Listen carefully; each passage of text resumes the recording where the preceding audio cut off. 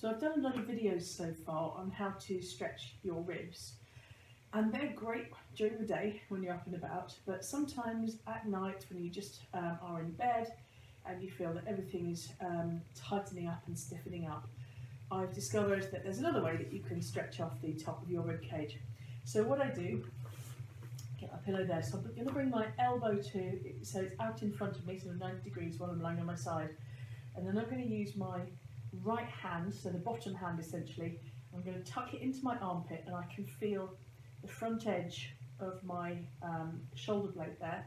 So I'm just going to tuck, my fingers are going to be pushing into the front of the shoulder blade, and I'm bracing against this elbow against the bed.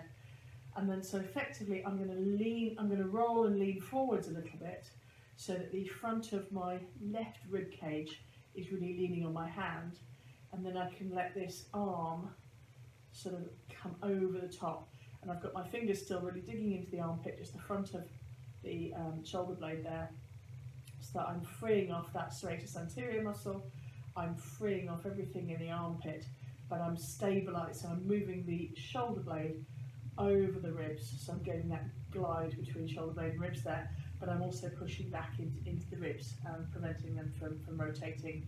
As I rotate, sort of the lower rib cage rotates, the upper rib cage stays where it is. So this time I'm going to take my fist and put that into the front of my chest there, and then again I'm going to drop my hips forward, so my hips are coming forward, but the top of my rib cage is staying back because it's being blocked by my hand. So as I come forward there, I can feel there's a stretch in my upper rib cage. And as always, I can breathe into that stretch because I can stretch it from the inside effectively. So I'm stretching from the lung side. And I can also then take my arm up over the top and stretch all the way around. So again, I'm getting the shoulder blade to move over the ribs. I'm stabilising the ribs and moving the shoulder blade. So we're creating that space and that glide between the rib and the shoulder blade.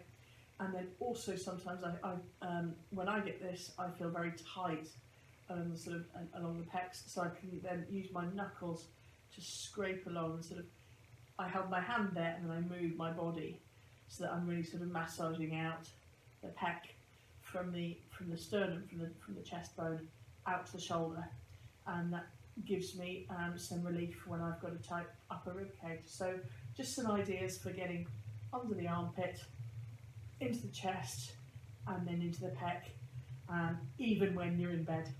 There you go.